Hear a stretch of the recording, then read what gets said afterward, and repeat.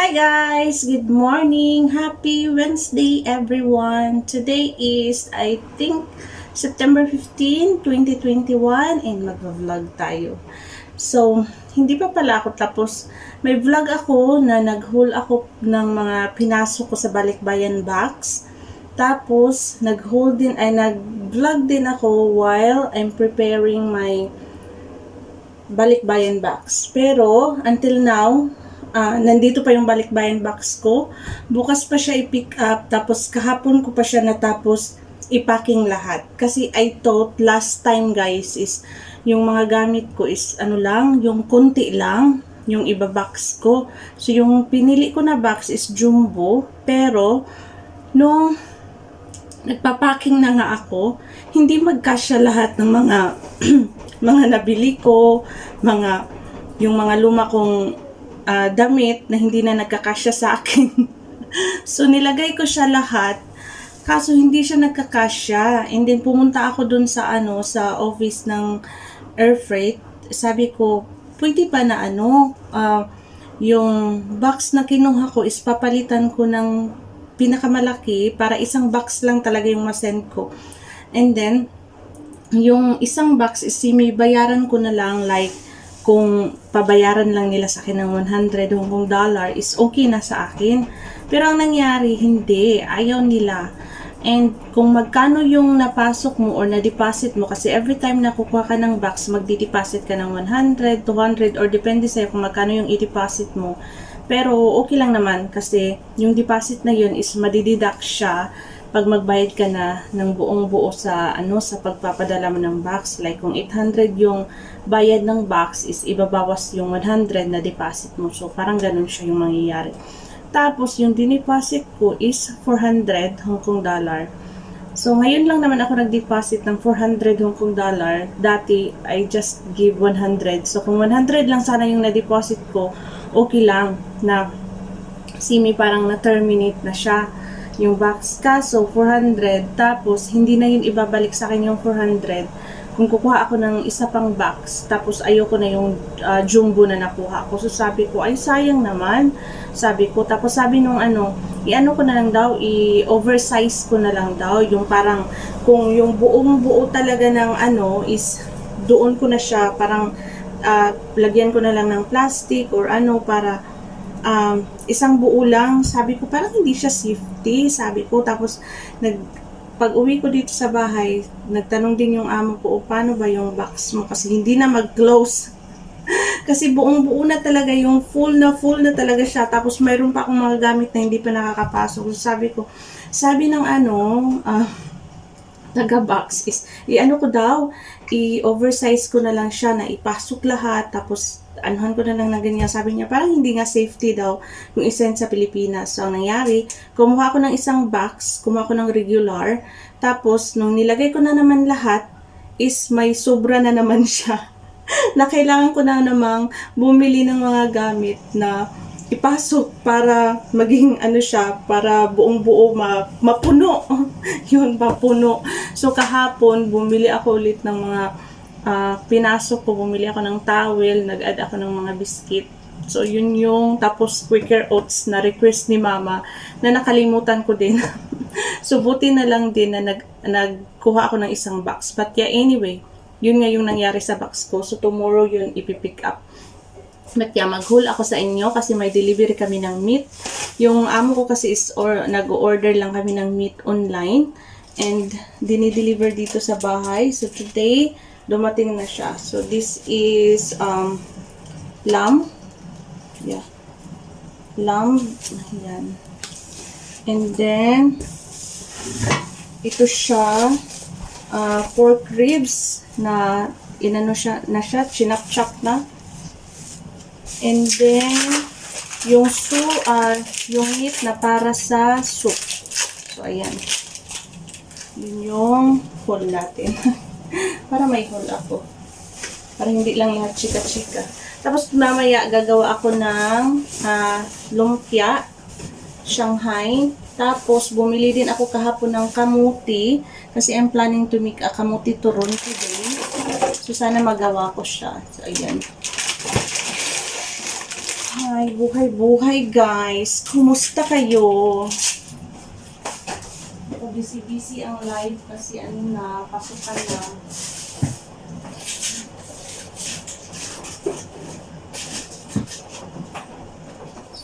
So, busy yung life ko kasi back to school na nga yung mga alaga ko.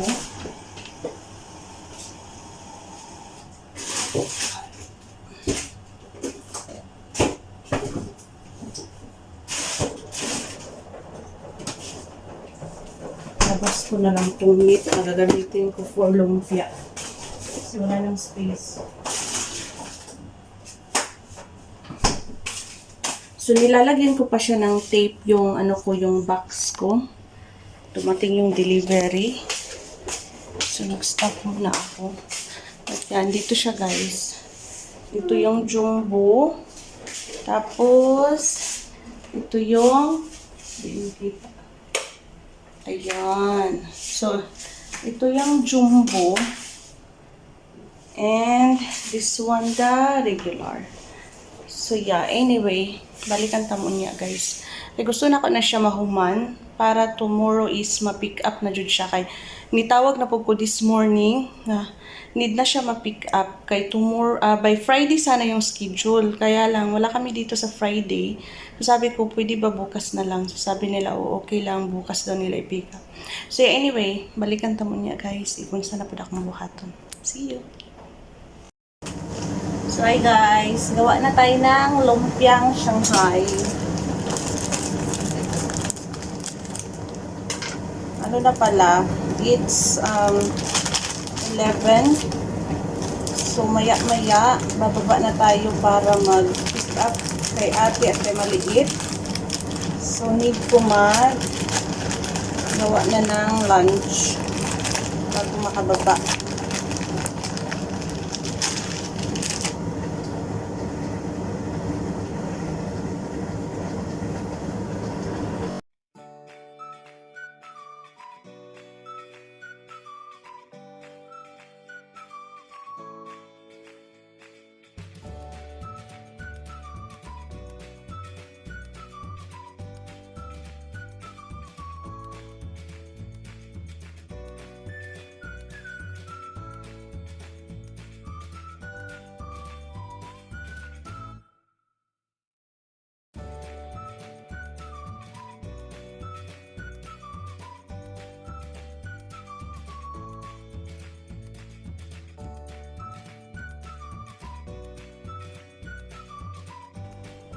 So, ito na yung lumpia natin guys. Pero ilagay muna natin siya sa fridge for a while.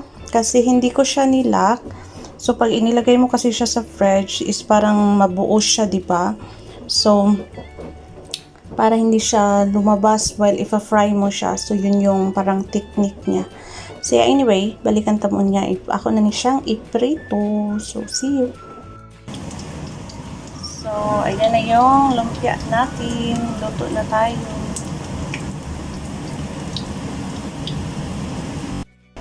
So, hi guys! Nandito na pala akong baba. Naghihintay ako sa mga alaga ko. So, sabi ni madam sa akin kahapon, 12:10 daw dumarating yung bus. Kasi last time is 12:05, ngayon is 12:10. So, naghihintay pa ako. It's 12:08 pa naman. Tapos, ang init-init, hindi ako nagdala ng payong. So, yeah. Anyway, balikan kami niya.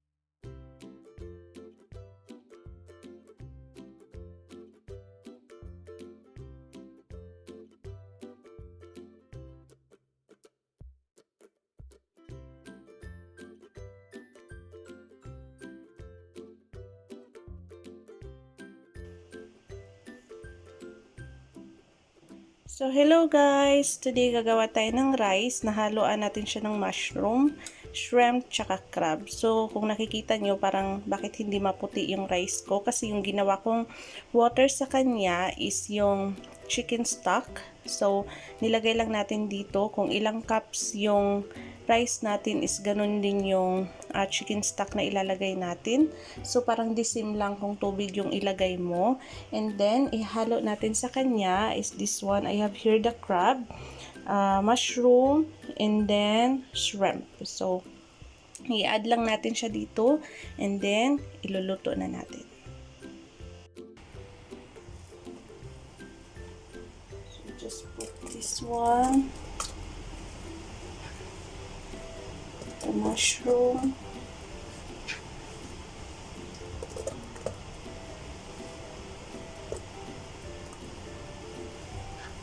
And then, the shrimp.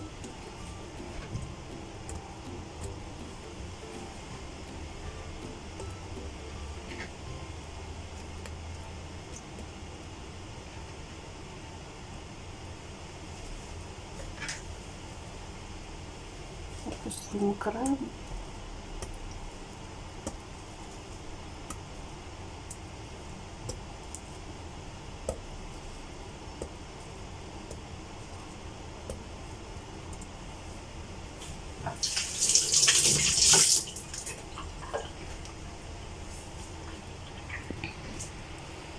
So, ayan na siya guys. Then, we're just going to cook it.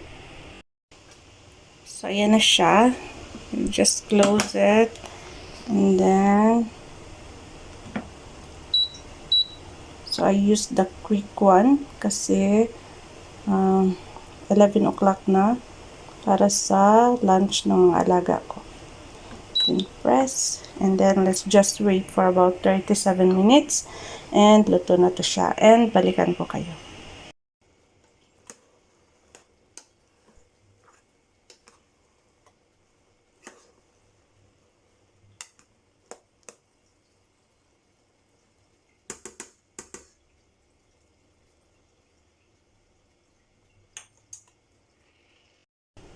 So, ito na yung rice natin, guys.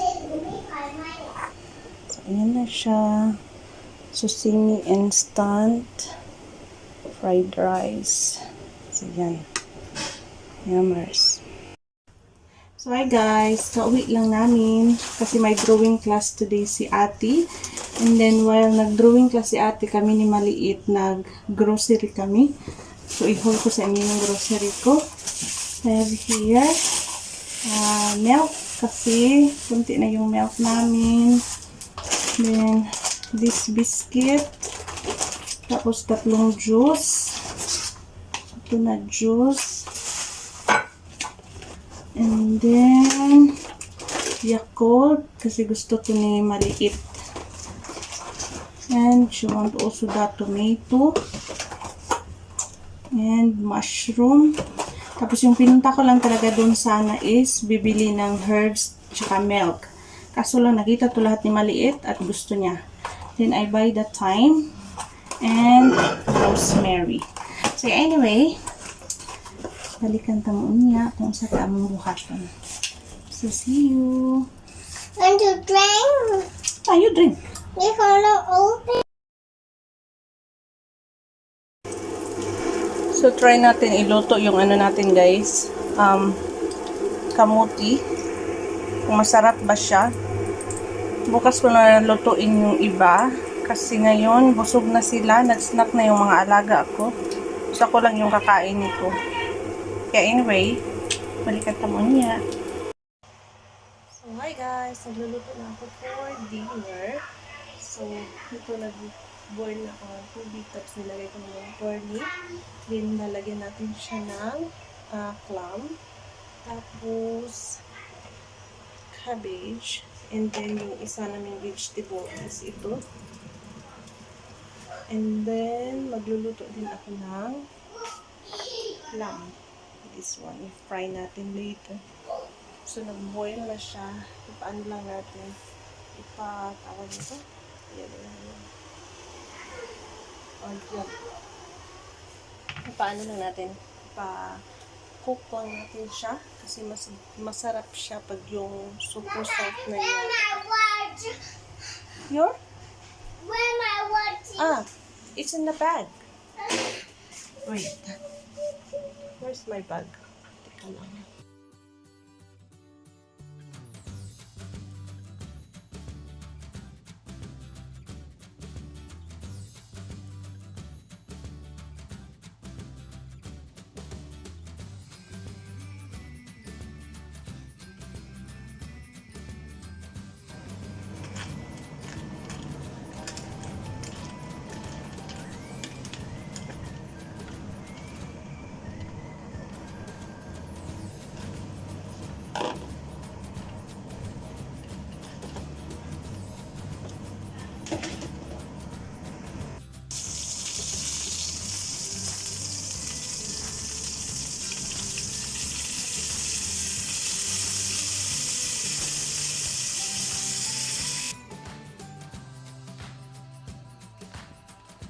So, ayan guys, luto na yung lechon manok natin.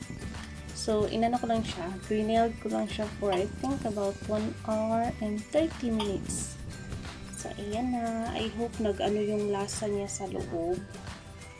So, later, yan na natin to i-serve. And then, magluto din akong gulay. Ito, ipaboboil ko lang siya. Ito yung gulay namin today, isang gulay lang. And we have here our rice. Luto na siya. So, hintayin ko lang na makauwi yung mga amo ko. Ayan. Tapos, luto na tayo ng gulay.